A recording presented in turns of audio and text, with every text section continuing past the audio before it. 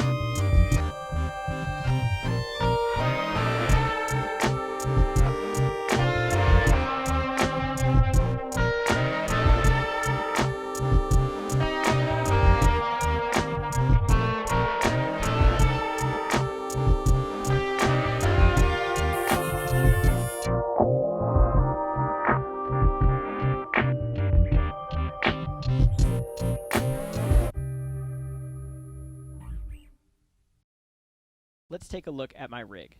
Starting with my instrument, it's a 7-string hybrid guitar from Crow Hill Guitars in Cedar Rapids, Iowa.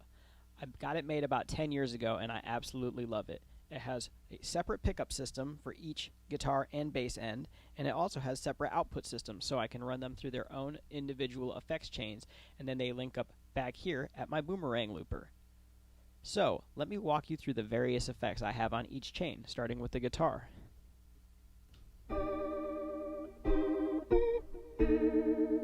That's my Danelectro Rocky Road. It's an awesome organ simulator. I did have a mod done to it, so it's a little different than it would be out of the box, but it was really inexpensive, and it's a great value for something on your board.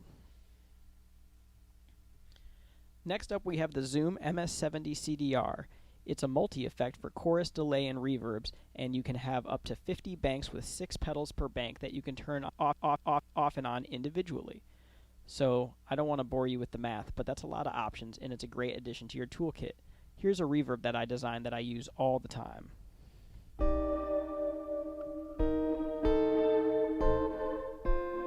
So it has a slapback delay, a compressor. I did put a noise gate on it as well. It has a lot of options that you can throw in there, and for $100, it's a great value as well.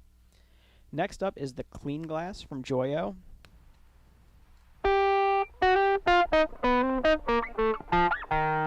It's basically a Silverface emulator, and it just helps me cut through some of the reverby layers when I'm trying to get some melodic lines in.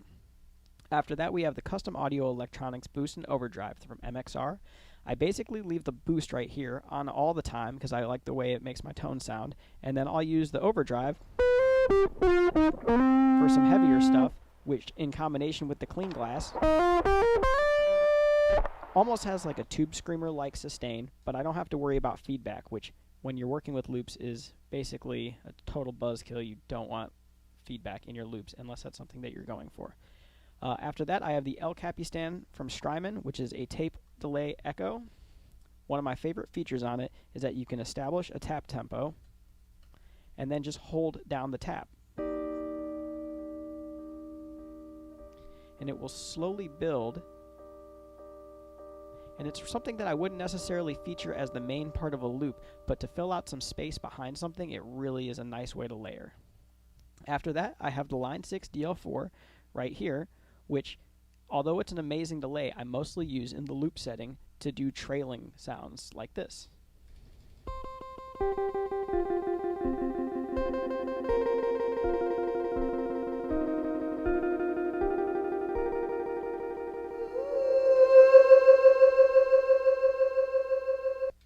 You can also do octave jumps while it's constantly repeating itself by pressing the button over here.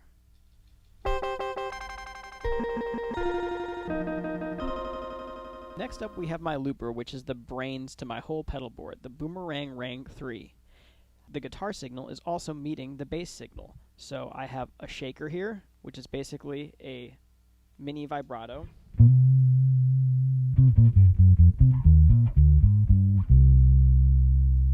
Very subtle, but I really like the way it makes my tone sound. I have this big muff here for when I want to get down and dirty.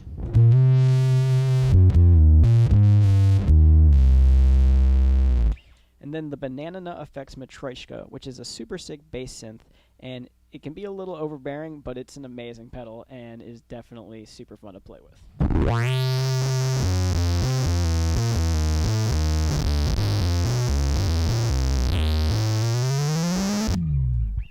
It's awesome. I love that pedal. So once I have a loop in my Boomerang frame sampler, I also have this delay after the guitar channel just to give me a little space in case I need to stop a loop because it's getting off time with, say, when I'm playing with a drummer. So check this out.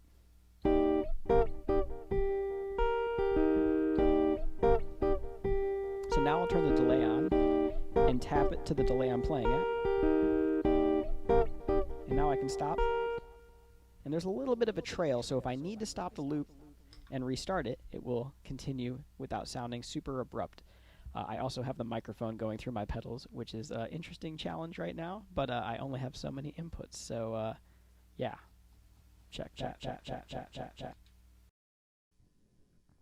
Let's check out my top board. First, for my drum machine, I use the Akai MPX sample player. It's basically a controller that you can load sounds onto an SD card with. It comes preloaded with some sounds, but you can also dig into producer kits and make loops and then load them onto your SD card and loop them into your looper. I also have a Critter and Guitari Pocket Piano as a little mini synth, as well as my Juno DI from Roland, which is basically my larger keyboard.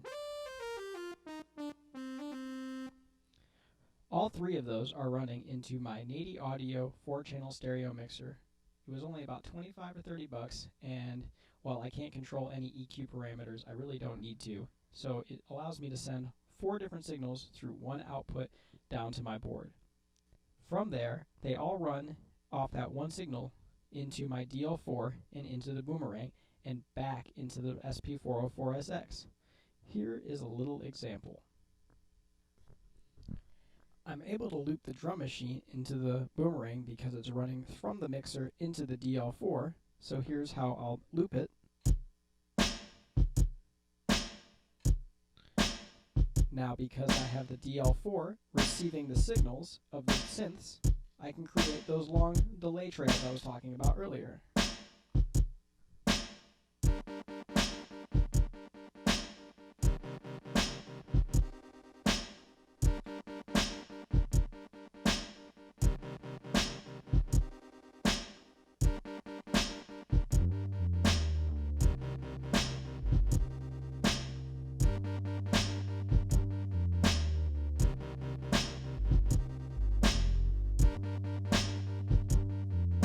Everything is nice and looped.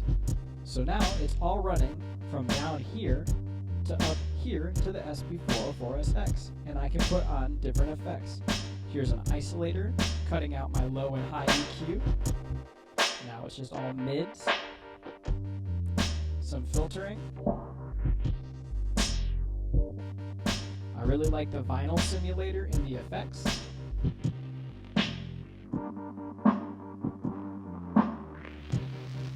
Kind of sounds like an old record. And definitely my favorite effect on this unit is the DJ Effects Looper. Being able to create DJ skips takes me from being able to do stuff that sounds like traditional instrumental music to making more electronic sounds and basically sounding like a DJ, which I really dig.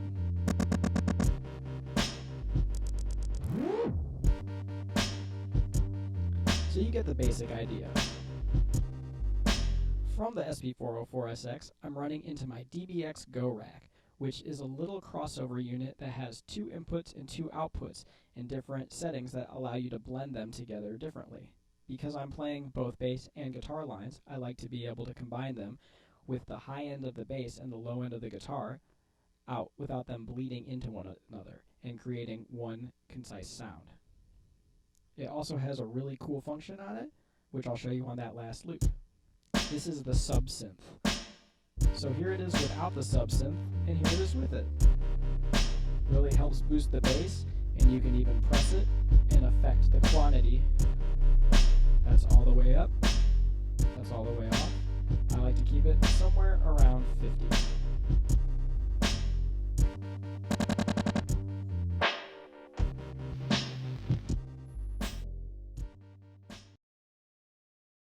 Let's talk about looping and layering.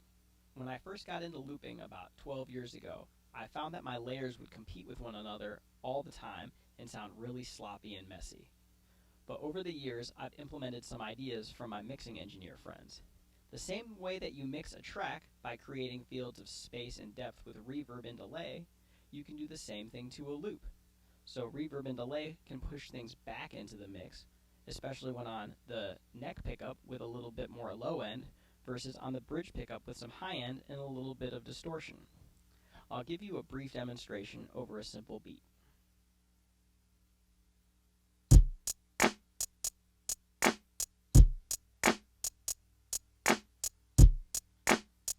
These guitar parts will be drenched in delay and reverb.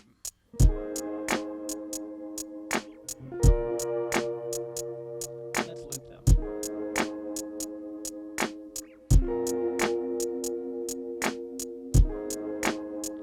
Nice and far back in the mix, let's add some bass.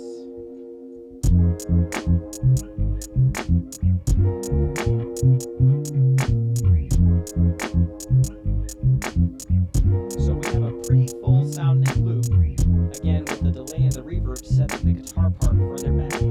I'll now switch my pickup switcher to the bridge pickup and throw on a little bit of distortion.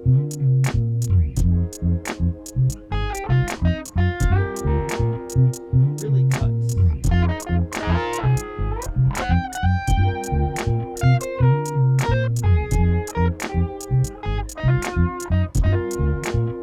So say I want my next layer to sit above the previous guitar layer, but I'll solo over that. I'll throw back on the delay and the reverb.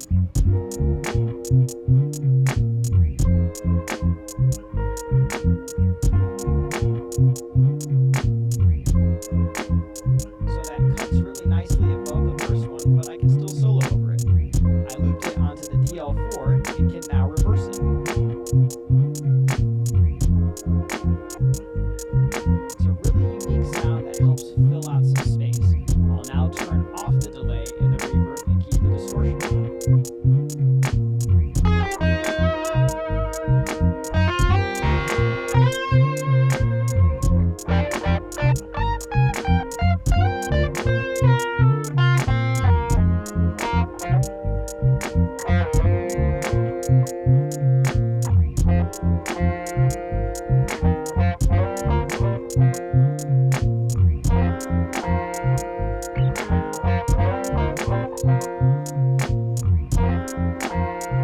Now everything's looped together, but I still have the original reverse loop on the DL4, which I can the right to make it go twice as high and twice as fast.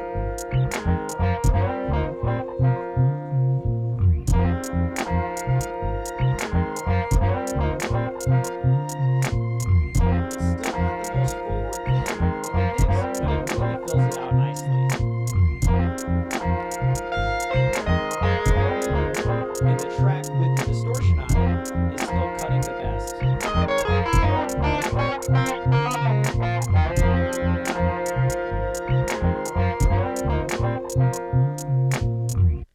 Hopefully that makes sense and is helpful for you when building your own loops. I'd like to talk a little bit about two of my favorite devices, the Line 6 DL4 and the Critter and Guitari Pocket Piano. I guess I just like green stuff. We'll start with the Pocket Piano because that will be our noise generator. Just by turning it on with all the knobs set to 0 except for the volume knob, it sounds like this. Already has an awesome tone. You can mess with the rate and the depth of the oscillators.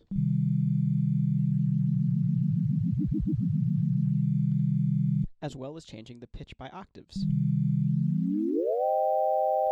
You gotta love the sliding sound.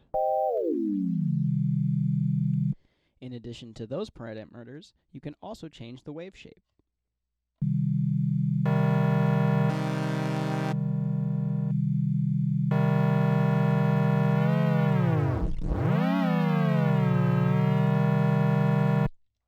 Sounds like a lawnmower trying to start up.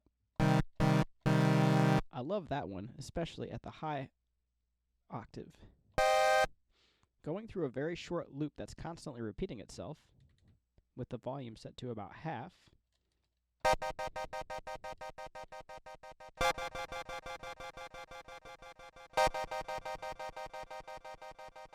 some pretty cool sounds there. Going over what I did with the DL4, this is the loop button, and this is the record button as well. So when it's flashing, it's constantly overdubbing itself.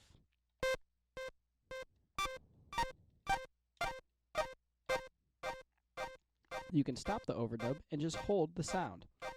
But I really like that constantly overdubbing sound for a really cool, heady dub delay.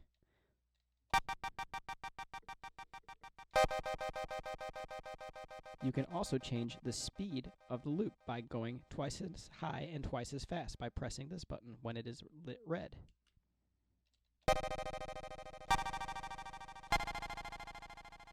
Like an instantaneous slapback delay. If you want to go twice as low and twice as slow, you can capture something and get that nice stutter effect. It's almost like a DJ tool. Digging a little bit more into the Pocket Piano, we can also do some pretty cool arpeggiations with the green function here, this being our speed. And this is our sustain, so we can go from very staccato to nice full notes. I'm going to change it back to the round wave. We can loop these just on the Critter and Guitari Pocket Piano alone by hitting that button and then this one in sequence. Now it's held, and I can change the parameters while it's going. I'll now loop this for a quick example. With our volume all the way up on the DL4,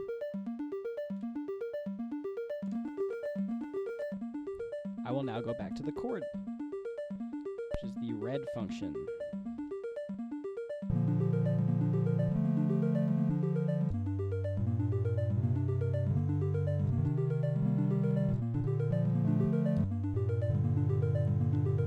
So you get that nice kind of pedal riff going up on the top with the arpeggiator, and then you can change the chords underneath. Another cool function is to go twice as high and twice as fast on the DL4 with the loop, and to record just a single chord underneath. Now it'll go super low on that chord.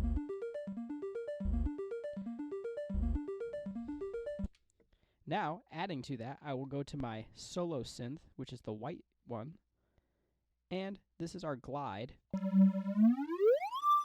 can glide into notes really easily.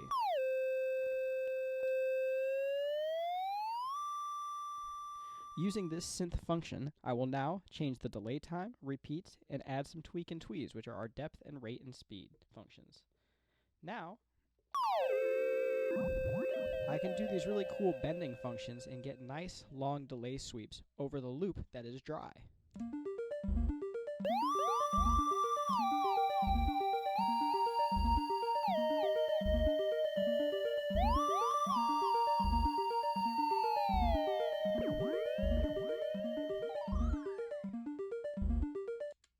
Very heady. So another cool function you can get is with those same delay parameters, just recording the delay itself. So I'll play a chord or something.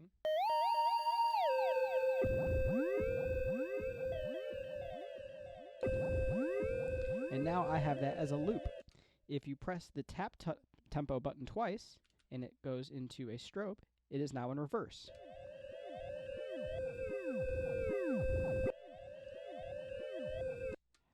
Very outer space vibe.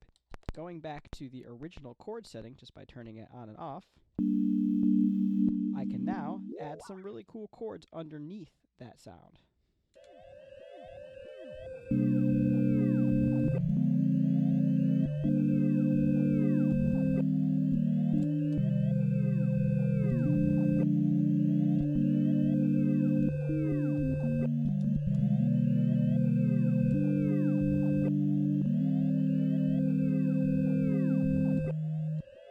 I can also make it go twice as high and twice as fast.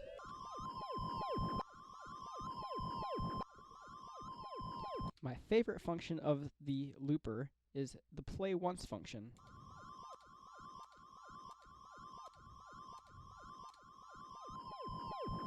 If I had another looper, I could even loop that as a function of itself going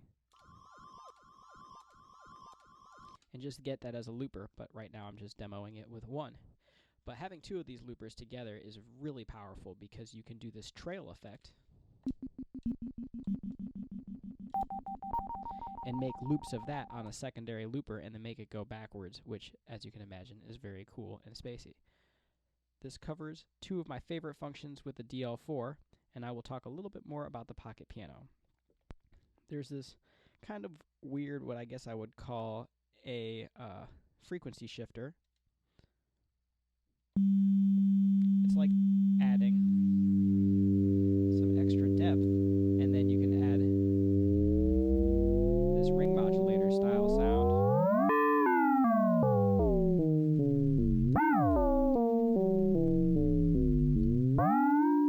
So I really like that as a loop.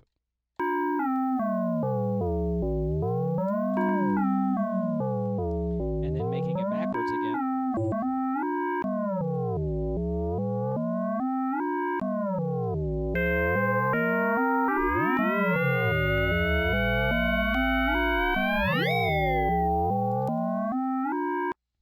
So some really unique sounds that you can pull out of these devices. Neither of them are super expensive. The pocket piano you have to find used now because it's no longer in production, but they're making the organelle, which is a little pricier. I really like the pocket piano for the out-of-the-box functionality of it, and of course the DL4 is just always a piece on my board. You see a lot of great players using it for different things. I pretty much keep it on the loop sampler all the time so I can make these little cool trailing loops.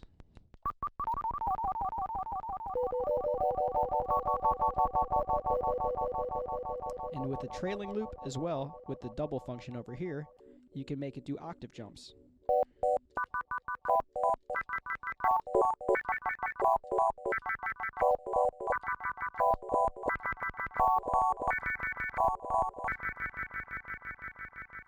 Far out. For this next demo, I'm going to show you some cool features of the Boomerang Rang 3 phrase sampler. This thing is a powerhouse. I'm running my Akai MPX8 for different drum sounds, all loaded onto an SD card. You can get different producer kits or build your own sounds and then recall them for live use. Very handy. I'm also running my Critter and Guitari pocket piano, and both of those are going into my Nady mixer up here, two cables going to one output over to the phrase sampler. I won't touch the mixer as it's really just here as a splitter, but it does have some expanded capabilities of having individual volume, for 4 different inputs to 1 output, and that can really expand your looping capability without breaking the bank. One cool feature of the Boomerang Rang 3 phrase sampler is the master looping function. If I put a drum loop on the loop 3 first, I can control the lengths and cue different loops for 1 and 2. I'll give you an example.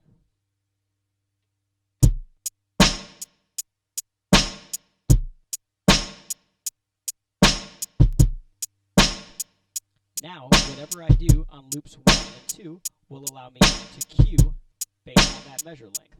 Check it out.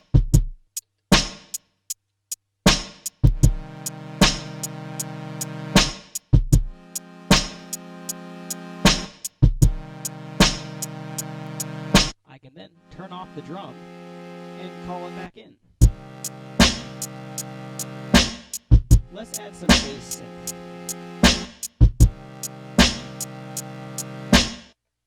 And overdub.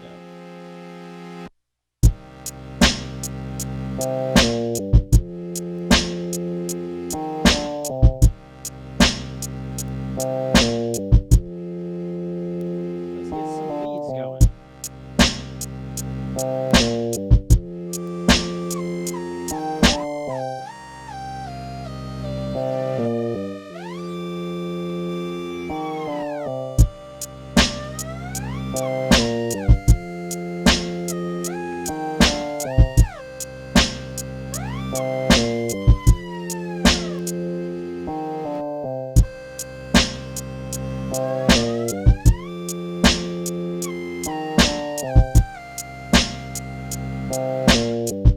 Let's do the second loop.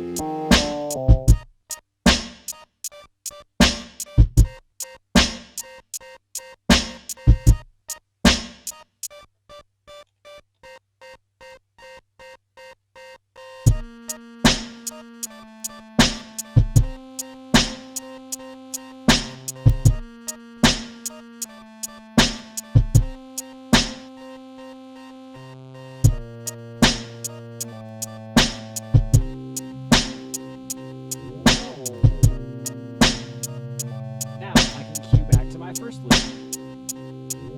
Hit it.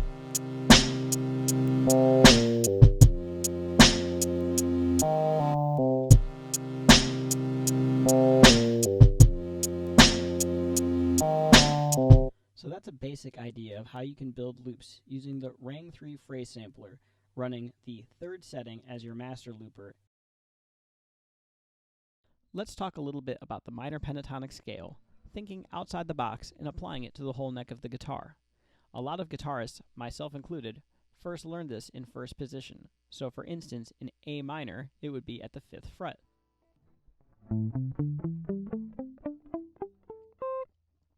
I'm the most comfortable in this position because I play this A minor here a lot, and I also play the A minor at the 12th fret of the A string a lot, so this one is also very easily available to me because I play in those positions so much. But perhaps finding the notes in between can be a little challenging. Let's think about the patterns that emerge in the different positions of the minor pentatonic scale. In the 2nd position, we're going to start on the relative major, C. Perhaps you already know part of this position because you've played the major triad before. If I add the 4th of the minor pentatonic scale, that's the basis for it, and then we just move through the rest of the pattern.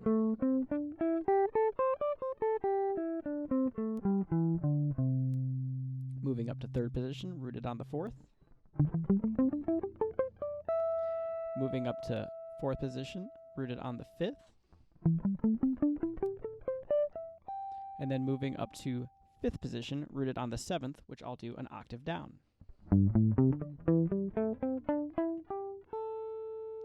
You'll begin to notice a pattern emerges, which is that there's always 2 strings that have a whole step on them, up a minor 3rd to another whole step, up a 2nd to a minor 3rd, another minor 3rd, and then 2 whole steps.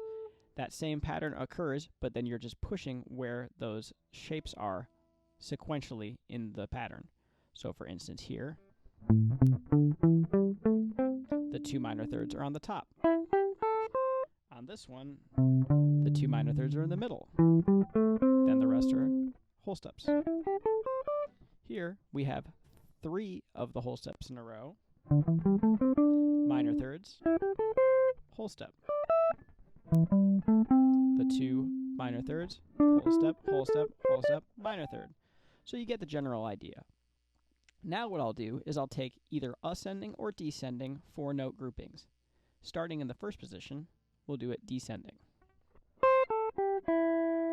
So 4-note grouping, now pushing it down to the next note. And the next note.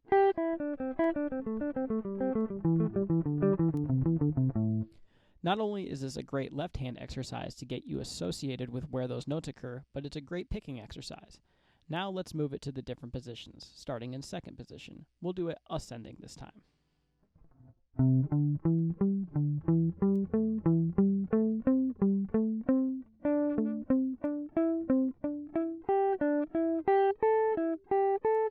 Third position.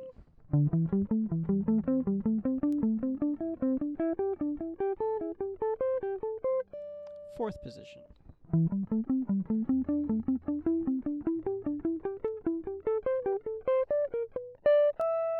And then finally, our last position.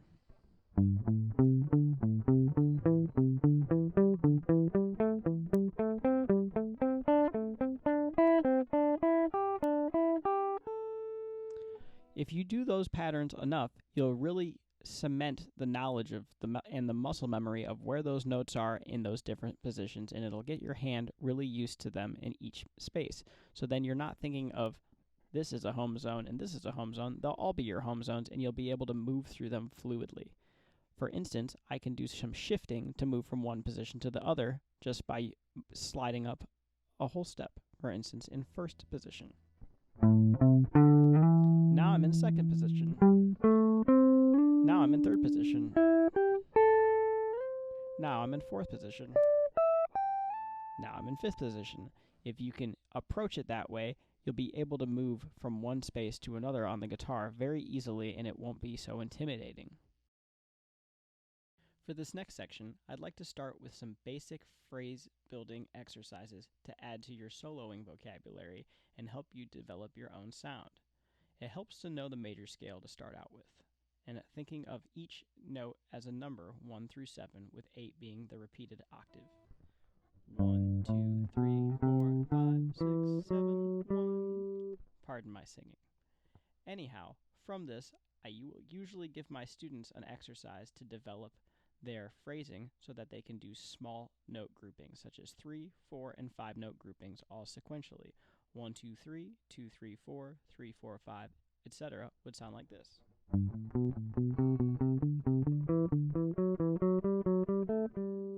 4-note grouping would just have an extra note.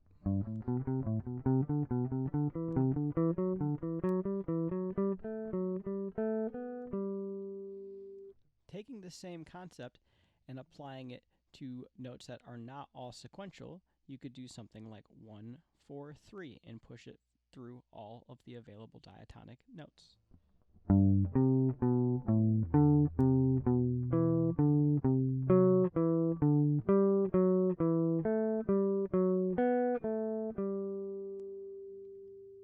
So that's a little phrasing idea.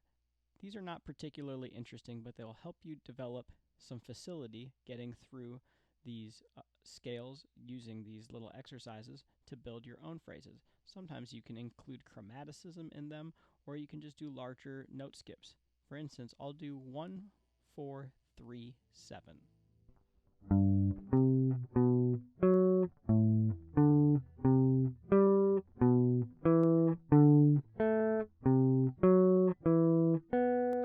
Etc.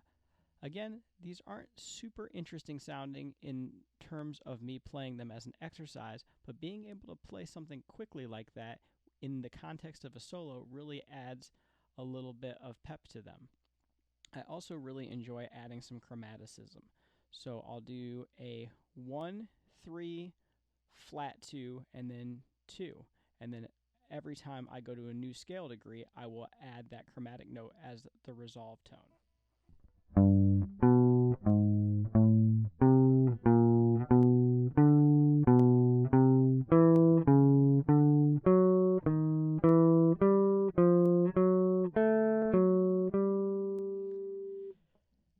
messed up one of those, but you get the general idea of that. And this is something that you hear maybe not guitarists do so much, but definitely saxophone players. And I really try to emulate sax players when building phrasing ideas because, let's face it, they're the best at soloing for the most part.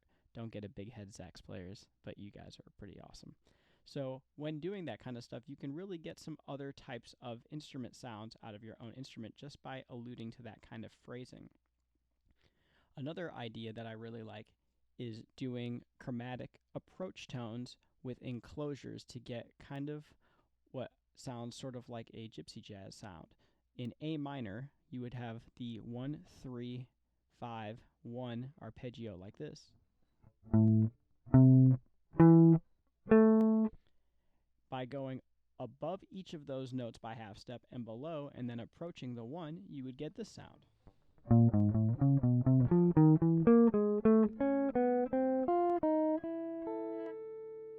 If you started on the note and did a hammer-on and a roll-off,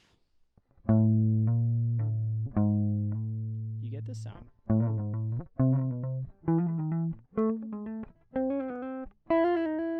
In the context of some minor stuff, it's really nice to be able to just run through the arpeggio and get a little speed in there, a little pep, but it isn't necessarily going to be something that's super flashy, but a nice way to get some resolution and tension within each of those notes. Another thing that I really like to do is using that same idea within the context of, say, a pentatonic scale. So going back to our A minor, this being our top string, using some scale ideas.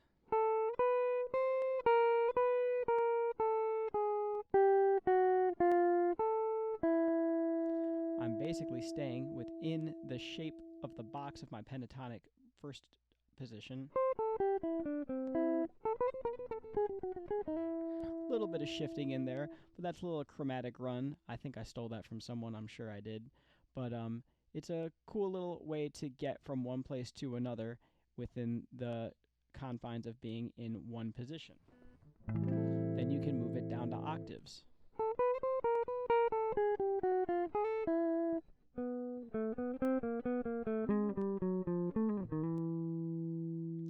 That brings me to my next point, which is moving a simple figure through some octaves.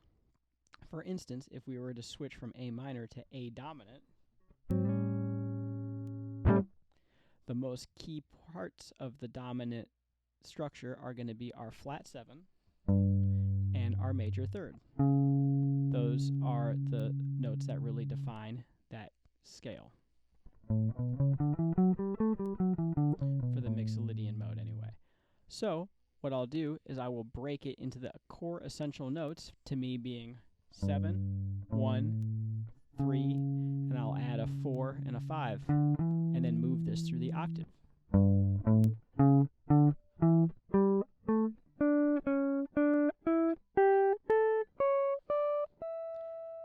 Sounds kind of boring slow, but if you're able to do all hammer-ons up the neck. I messed up. You get the general idea of how you can build some speed and ideas through simple phrases that you run through octaves. You can do the same thing by practicing them with triads or doing different runs where you add some chromaticism, but this is something that I find will really help you build some phrases. So start with something singable. My teachers always told me, don't be restricted to the parameter of what you are able to do on guitar, but if you can sing something really memorable and melodic and then run that through some octaves, you'll really have something that's a little bit more, I suppose, vocally phrased. And since phrasing is a part of language and music is its own language, this will really help you develop your own words and phrases, and that's a concept that I really like to try to maximize through my practice. Let's talk about streaming. When I first realized I wouldn't be able to perform for a while, I knew I had to figure this streaming thing out, and it took me quite a while to get it. I'm by no means an expert, but if I can save you some time in your process of streaming, that's great, and if you know more than I do, please feel free to message me, as I can always learn something new. So, starting off, you can see I have a Logic session open where my voice is running into my interface through my pedal board. So right now, The two outputs from the DBX Go rack at the end of my chain run into my interface, and then that interface is just playing back through Logic. That's really all I'm using it for, but I don't always like to wear headphones when I'm playing, so this way I can hear myself through my monitors. If you know a workaround with this, please let me know, because I think it might slow down my computer a little bit. Anyhow, next up I have OBS, which I'll open here. Whoa, that's a lot of maze. So, as you can see, I can shut that on and off over here where I have OBS selected. Then I have the overhead cam, which is me. Where'd I go? Don't worry, I'm back. Okay, the screen, that's the Logic screen, window capture. Apollo is just my audio interface selected. As you can see by the green bar at the bottom of the screen, it's responding to my voice, so that's how I'm running this right now. This is my pedal board. You can't see it now, but if I drag it up, I said when I drag it up I say, there you go. So that's that, and I'll just hide it again. So, over to the right, you see the controls. I've got start streaming if I were to want to do that. I'm currently recording. I don't want to press stop recording, or I can't finish this video. Studio mode, so you can set up different transitions between different cuts. Settings, that's where you would select your platform within streaming options and copy your stream key that you either get from Twitch or Facebook Live Producer so that you're able to stream onto those platforms. You can also stream onto Instagram with an app called Lola.tv, which gives you 3 hours for free per month, or you can use Yellow Duck, although sometimes I have some problems with it, so there's not a great workaround for me for Instagram. If you know of one, please let me know. I'd appreciate it. So that's like a quick and dirty look at my looping system. I'm going to close OBS because that's going to give you a seizure if you look at it too long. But yeah, that's a whole look at my streaming process, and give it a try for yourself. Share some music with your friends, and I'm sure they'll enjoy it. All right, I've talked about a lot of different things today, from looping and layering to effects and how to use them in practical applications to some technique information and even some stuff about streaming. I hope you've gotten something out of this video, and if you know someone who might benefit from this knowledge, please feel free to share it with them. I'm going to be creating more content like this soon for my Patreon, and I hope you'll consider supporting my efforts in sharing the love and knowledge of music. One thing I wanted to add before I ended this video is to say that none of these companies have given me any free gear, although if you're watching and want to, you're more than welcome to, but that this is the stuff that I've discovered I like over years of experimentation. I would encourage you to try out everything that's out there. Not everybody likes the Boomerang Rang 3 phrase sampler, but it's my favorite looper on the market. A lot of people like the Boss 505 looper. If you're not a guitarist and you're a keyboardist, I think it's an amazing looper. But for me, since I have to use my hands on the guitar, I really like the Rang 3 because I'm able to fully control it with my feet without having to buy an additional module. So there's a lot of stuff out there. I would encourage you to experiment and have fun with as much as you can when you're able to do that. And you'll be on your way to becoming a one-person band. So I hope you have fun with the music, and lots of love from here in South Bend, Indiana. I hope to catch you soon. Peace.